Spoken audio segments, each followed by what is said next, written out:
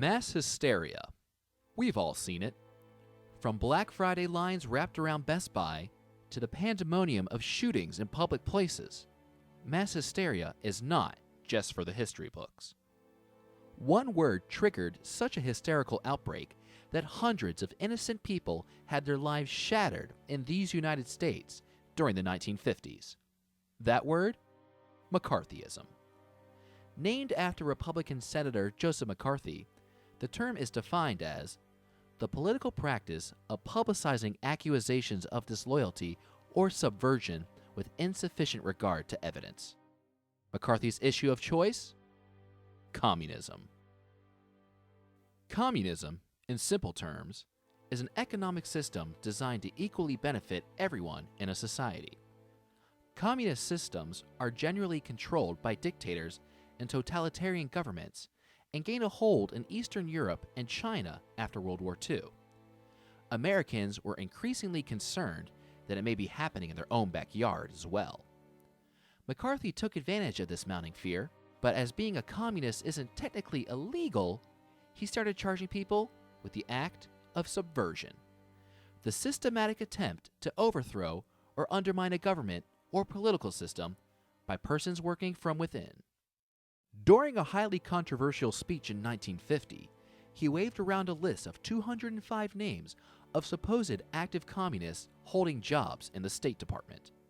McCarthy was a relatively unknown junior senator at the time, but once he lit the fire under America's fear of communism, there seemed to be no stopping him. McCarthy then embarked on what is often described as a witch hunt to root out and prosecute communists and sympathizers. Using a variety of channels such as severe intimidation and the threat of prison, McCarthy identified suspected communists and supporters, usually with little to no evidence. Suspect names were released publicly, resulting in defamation of character, guilt by association, and irreversibly damaging careers and reputations. When all was said and done, however, there were no convictions for subversion. The American people became aware of McCarthy's brutal methods through the Army McCarthy hearings that were broadcast live on television.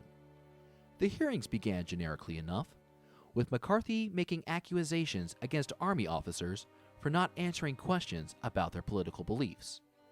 McCarthy went too far when he interviewed Brigadier General Ralph Zwicker, a decorated veteran and hero in Normandy, calling him a disgrace to the uniform he wore. Joseph Welch, the Attorney General for the United States Army, responded famously by saying, Senator, you've done enough. Have you no sense of decency, sir? At long last, have you left no sense of decency? The public and President Eisenhower agreed with Welch and quickly changed his opinion of the man who had insulted members of the armed forces. In 1954, the Senate censured McCarthy on 2 charges for abuse of legislative powers. He remained in office, but was left with virtually no power or clout. McCarthy died at age 48 on May 2, 1957, of acute hepatitis, which resulted from alcohol abuse. Some believe that McCarthy may have in fact been a crusader against communism in a country that wasn't taking a tough enough approach on it. But most remember him as violating the civil liberties of too many innocent people, and this reckless bully reputation has stuck.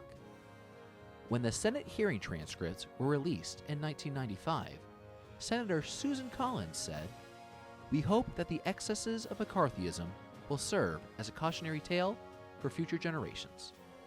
Only time will tell if this will be the case."